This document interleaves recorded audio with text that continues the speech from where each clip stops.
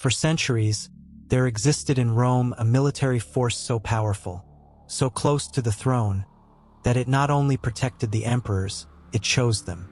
It was an elite troop feared by many and understood by few. Its name echoed through the halls of history like a whisper of power and conspiracy. The Praetorian Guard. Few people knew the true inner workings of this organization. But behind the gleaming armor and position of honor was a complex web of ambition, blackmail, and betrayal. The Praetorian Guard silenced senators, threatened generals, and assassinated those they deemed inconvenient. How many emperors lost their lives because of them? How did a group of personal guards become capable of deposing emperors, manipulating successions, and even auctioning off the most important position in the world? In this video, you'll discover how this force emerged amid the chaos of the late Republic, how it rose to become the arbiter of imperial destiny, and how, centuries later, it was brutally dismantled by the one who decided the game had gone too far. Before the Praetorian Guard became the silent terror of emperors and senators, its seed had already been planted long before on the battlefields of the Roman Republic. Back when Rome was still struggling to establish its dominance over the Mediterranean, the most influential generals of the Republic began to notice a troubling pattern. The enemy could be as close as one's allies. Defeating the external enemy wasn't enough. One had to be protected from those within their own ranks who could pose a threat. It was in this atmosphere of distrust and constant tension that the idea of forming small personal protection units emerged. They didn't bear grand names or have official status. They were hand-picked, experienced, loyal, often brutal soldiers, warriors who owed their allegiance to the man who led the army. One of the earliest and most notable examples of this practice came from Scipio Aemilianus, hero of the Third Punic War. In 275 BC, surrounded by enemies and political intrigue, he assembled 500 trusted men to form his own personal guard. These soldiers were chosen to ensure the general's survival at any cost. These forces didn't last long. They disbanded at the end of the campaign, dissolved after the war. But even as temporary units, they made clear the potential behind an elite force with direct loyalty to a commander. When the Republic finally collapsed under the weight of civil wars, Rome was exhausted. The old ideals could no longer sustain the political chaos. And it was at that moment, amid the ruins, that a quiet young heir rose from the rubble. Octavian, the adopted son of Julius Caesar. During the conflicts that devastated the city and the Senate, Octavian understood something many before him had ignored. Power isn't maintained with speeches alone. It is protected by swords. And so, while he faced rivals like Mark Antony and Lepidus, he was already surrounding himself with loyal guards, living symbols of his rising authority. But it was only after his decisive victory over Mark Antony at the Battle of Actium that Octavian dared to do what no one else had. He stationed troops within the Pomerium, the sacred boundary of Rome, where armed soldiers had traditionally been forbidden. It was a defiance of ancient laws, but also a silent declaration. Rome now had a new master. When he received the title Augustus, the name by which he would enter eternity, he had already outlined the contours of a new regime. And with it came a new official military force, the Praetorian Guard. No longer just a handful of improvised soldiers in times of crisis, but an organized institution, funded and embedded at the heart of the new empire. Augustus created 9 Praetorian cohorts, each with about 500 men, along with cavalry detachments. Unlike the legions, these troops did not march to the frontiers. They remained in Rome, watching, observing, and ensuring that no internal threat could get close to the newly consolidated power. For political reasons, their presence was discreet. Many were stationed in the outskirts of the city, strategically encamped, while others moved like shadows through the streets of the capital. They did not cause alarm, but everyone knew. The emperor's hand was always protected. It was the official birth of the Praetorian Guard. But that initial structure was only the beginning. With the empire now firmly established, Augustus knew that maintaining power required more than military victories or political prestige. He needed eyes everywhere and firm hands close to the throne. That's why, in 2 BC, he took another decisive step. He appointed 2 Praetorian prefects, trusted figures tasked with the direct command of the guard. The measure seemed bureaucratic, but it marked a quiet evolution. The Praetorian Guard ceased to be just a protective force and began developing its own command structure, with leaders capable of acting with autonomy. When Augustus died, his successor Tiberius inherited an efficient, disciplined, and loyal guard, at least on the surface. But it only took the new emperor's retreat into isolation, withdrawing to the island of Capri, for a new name to emerge from the military silence: Lucius Aelius Sejanus. Sejanus was no mere commander. He was ambitious, calculating, and fully aware of the power he wielded. As Praetorian prefect, he became the man closest to Tiberius and, little by little, the true ruler of Rome. While the emperor distanced himself, Sejanus centralized control of the guard, eliminated rivals, and expanded his influence with surgical precision. But his boldest move was still to come: the construction of the Castra Praetoria, the first permanent barracks of the guard within the urban limits of Rome. Strategically located, the complex housed thousands of elite soldiers just steps from imperial power. It was a fortress within the city, a latent threat disguised as military discipline. The creation of the Castra Praetoria was a turning point. For the first time, the armed force meant to protect the throne was installed literally beside it. And there, in that unsettling proximity, a new dynamic emerged. The emperor was no longer above the guard. He was at its mercy. Sejanus believed he could go further. His political maneuvers, secret alliances, and smear campaigns pointed to a single goal: the throne. But, like so many ambitious figures in Roman history, he went too far. In 31 AD, his conspiracies came to light, and Emperor Tiberius, in a brutal move, had him executed, betraying the very man who had ruled Rome in his name for years. With Tiberius's death in 37 AD, Rome had no time to breathe. The old emperor, paranoid and withdrawn, left behind a power vacuum, and the first to move was the Praetorian Guard.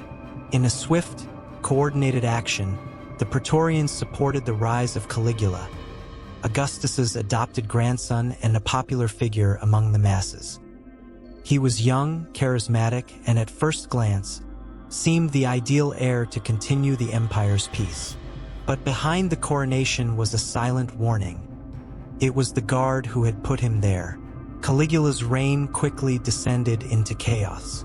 His instability, eccentricities, and cruelty alienated even his most loyal allies. But no one expected that the end would come from within the guard itself. In 41 AD, a group of Praetorian officers, led by Cassius Chaerea, decided to act. During a public event at the palace, they assassinated the emperor in cold blood, in what would become one of the most shocking episodes in Roman history.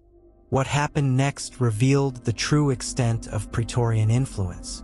While the Senate debated restoring the Republic, the soldiers searched for a new name, and they found him hiding in the palace corridors. Claudius, Caligula's uncle, shy and stammering, who until then had never been taken seriously. They took him by the hand, proclaimed him emperor, and made a new tradition unmistakably clear. Anyone who desired the throne would first need to win the guard's favor. In exchange for their loyalty, Claudius offered something unprecedented: a generous sum of money, a personal bonus paid directly to the soldiers. It was the birth of a practice that would forever change imperial politics: the imperial bonus. From that moment on, the Praetorian Guard was no longer just an elite body that protected the emperor. It became the true arbiter of power. Anyone outside its favor risked their life. Whoever earned its loyalty earned Rome. As the decades passed, the true role of the Praetorian Guard had become irreversibly distorted. What was born as the emperor's shield now acted as an auctioneer of the throne, selling its loyalty to the highest bidder. And in 68 AD, this transformation reached a new peak, a moment when Rome, for the first time, felt the full weight of the armed ambition of those who were meant to protect it. Emperor Nero, last of the Julio-Claudian dynasty, saw his empire collapse not only due to revolts and mismanagement, but because of a coup from the heart of power. The Praetorians themselves abandoned him. In exchange for payment promises from Galba, governor of Hispania, they broke their oath of loyalty and paved the way for the fall of the most eccentric emperor in Roman history. But what Galba had promised, he did not deliver. Proud and opposed to bribery, he refused to pay the long-expected bonus to the guard. It was a fatal mistake. Within just a few months, a new name emerged. Otho, ambitious and cunning, offered the Praetorians what Galba had denied them, and with a simple gesture of coins, he sealed the emperor's death. Galba was publicly lynched by the very soldiers meant to protect him. His decapitated and displayed head marked the beginning of one of the most chaotic years in Roman history, the Year of the Four Emperors. Otho took the throne, but not for long. Soon, another rival marched against him, Vitellius, backed by the legions of Germania. After military defeat, Otho committed suicide, and Vitellius entered Rome determined to end the corruption of the guard. His solution was brutal. He punished the Praetorians and dissolved part of the guard, replacing its members with new soldiers loyal to him. But even that couldn't save him. From the east, a new contender for the throne emerged. Vespasian, a veteran general and commander of the Eastern legions. When his troops arrived in Rome, Vitellius was humiliatingly defeated, dragged through the streets, and killed in public. Once again, the guard was restructured, this time by an emperor intent on restoring order. Vespasian reorganized the Praetorians, re-established their structure, and tried to restore their discipline. But the damage was already done. The rot had taken root. Rome's elite soldiers had learned a dangerous lesson. In the new Rome, the sword mattered more than the toga. With Vespasian's victory and the beginning of the Flavian dynasty, Rome breathed a moment of stability. The new emperor knew his throne had been won not only through the strength of the legions, but through the fickleness of a Praetorian Guard now infamous for betrayal and negotiation. Their power had to be contained without provoking direct confrontation. And so, Vespasian began a series of quiet but calculated reforms. He reduced the number of soldiers per cohort, lowering the guard's capacity for immediate mobilization. Additionally, he removed the Praetorians from the direct entrance to the imperial palace, relocating them to a position less symbolic, though still strategic. The message was clear. The emperor was back in charge, and the guard needed to remember its place. But Vespasian also understood that taming the Praetorian Guard didn't just mean keeping it at a distance, it meant bringing it closer. And nothing would be more effective than placing a member of the imperial family in command. His son, Titus, was appointed Praetorian prefect, creating an unprecedented bond between the throne and the sword that protected it. The plan worked. Titus's presence as leader of the guard stabilized the relationship between the emperor and his elite soldiers, and his charisma helped solidify the image of a strong and unified Rome. When Titus became emperor after his father's death, he already had the respect and loyalty of a force that, just decades earlier, would have sold power to the highest bidder. In the following decades, the Guard maintained its influence but began to earn real military prestige as well. Under emperors like Trajan and Marcus Aurelius, the Praetorian elite was summoned to join military campaigns outside of Rome, marching alongside the legions to face enemies in distant territories. They fought in the Dacian Wars along the Danube frontier, and in expeditions where glory was earned not with gold, but with blood. This battlefield experience gave the Praetorians something they had previously lacked: a reputation as real soldiers. They were no longer just shadows in the palace, but seasoned warriors, hardened by marches and combat. Their name now carried prestige both in the streets of Rome and in the military tents of generals. As time went on, however, the mask of discipline imposed by emperors like Marcus Aurelius began to crack. And it was precisely after his death that Rome entered a new cycle of instability, a cycle in which the Praetorian Guard once again moved in the shadows, now driven by internal ambition and the absence of a firm hand on the throne. Commodus, son of Marcus Aurelius, took the empire without his father's wisdom. His reign was marked by eccentricity, negligence, and dangerous favoritism. And as he withdrew deeper into luxuries and imperial fantasies, real control of Rome slipped through his fingers and into the hands of the Praetorian prefects. Two names stood out in this turbulent period: Perennis and later Cleander. Both turned command of the Guard into an autonomous power center, using the elite soldiers as tools of intimidation, violence, and political manipulation. Under Cleander's leadership, the Praetorian Guard crossed lines that once seemed unthinkable. Instead of protecting public order, it began massacring civilians, intimidating senators, and openly clashing with other Roman security forces, such as the urban cohorts. The streets of the capital became a battleground, with internal conflicts fueled by ambition and arrogance. The situation reached a breaking point. Widespread chaos, oppression, and the Guard's lack of control culminated in a palace coup. Commodus was assassinated, the victim of a conspiracy involving members of the elite and figures close to the throne itself. It was the end of a reign marked by decay, and the beginning of a new nightmare. The throne was then offered to Pertinax, a man of integrity, experience, and a firm resolve to restore order. But there was one detail. The Praetorians demanded a generous bonus in exchange for their loyalty. Pertinax, convinced that his honesty would be enough to govern, refused. It was his death sentence.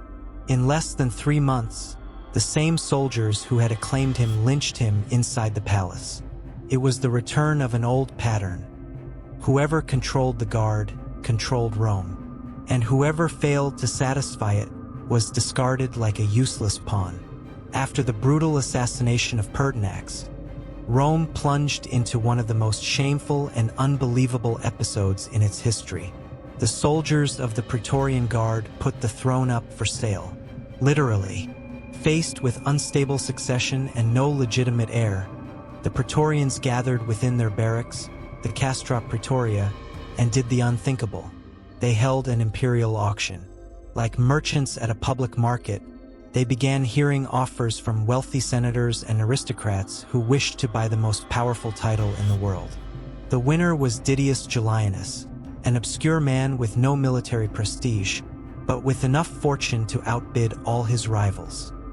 He offered an absurd sum of money in exchange for the Guard's loyalty and was promptly declared emperor. Rome was in shock. The people, the Senate, and even parts of the legions saw in that act an insult to the very idea of empire. The throne was no longer claimed by strength, nor inherited by bloodline. Now it belonged to the highest bidder. But while Julianus savored his bought victory, a new name echoed from the eastern provinces. Septimius Severus, commander of the Pannonian legions, a man of action, respected by his troops and determined to restore the empire's honor. When he learned of the auction, he did not hesitate. He marched straight toward Rome. As he approached the city, Severus sent a message to the Praetorians. "Surrender Julianus and lay down your arms, or face his wrath." In desperation, Julianus tried to negotiate, but was abandoned by the very men who had taken his gold. Within a short time, he was executed, and Severus entered Rome as a savior. His first act was as symbolic as it was devastating. He completely dissolved the Praetorian Guard.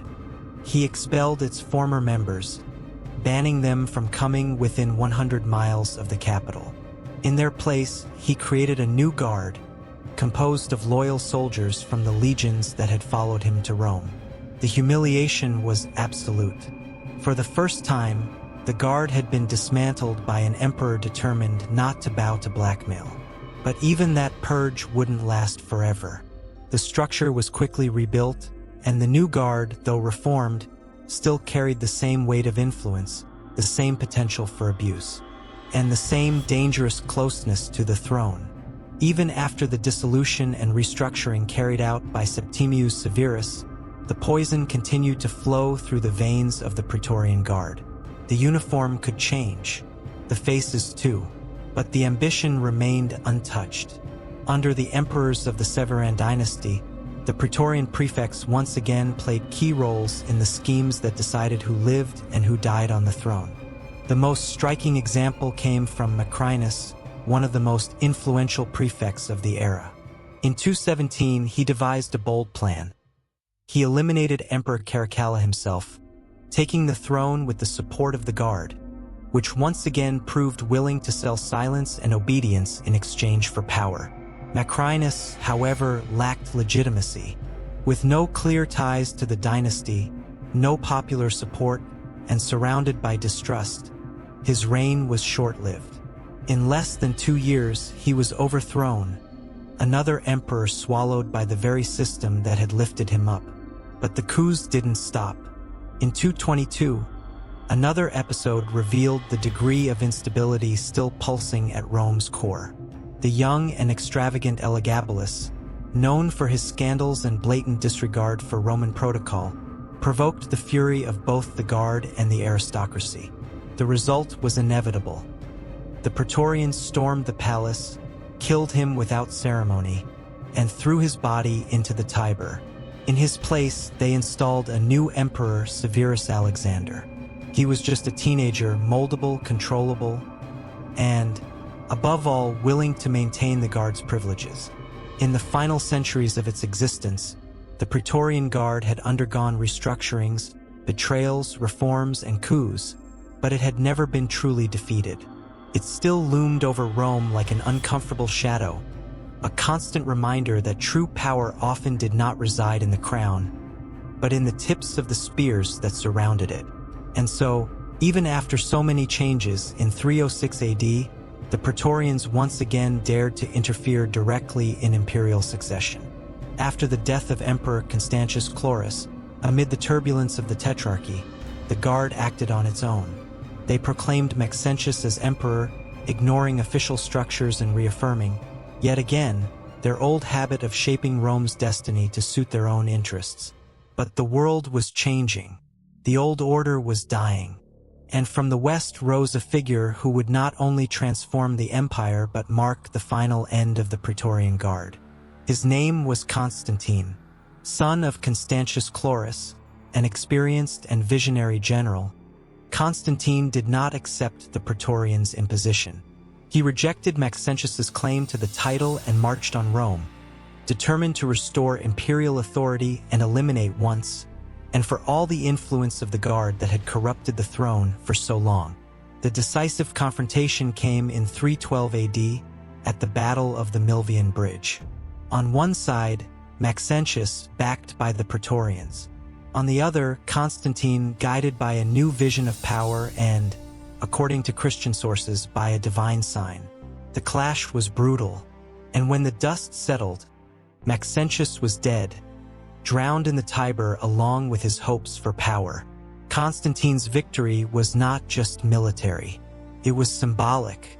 Soon after entering Rome as victor, he did not hesitate. He officially dissolved the Praetorian Guard. And more than that, he ordered the destruction of the Castra Praetoria, the symbolic fortress where so many conspiracies had been born. Stone by stone, wall by wall, the symbol of abuse of power was reduced to ruins. With that act, Constantine didn't just eliminate a historic threat. He ended an era. The story of the Praetorian Guard is a brutal reminder of how power, when concentrated and poorly checked, can rot institutions from within. Created to protect, this elite troop ended up becoming a constant threat to the very empire it swore to defend. For centuries, it influenced imperial elections, promoted assassinations, sold the throne as if it were merchandise, and held Rome hostage to its ambitions. The Guard's end at the hands of Constantine was a symbol of the close of a chaotic and unpredictable era, and the beginning of a new model of power. Now I want to hear your opinion. Do you think any emperor ever truly controlled the Praetorian Guard? Was Constantine right to destroy it? Leave your answer in the comments. And if you enjoyed this story and want to see more epic content like this, don't forget to leave a like and subscribe to the channel. In the video now on screen, we reveal the secrets of the Plumata, the most devastating weapon of the Roman legions. See you in the next video.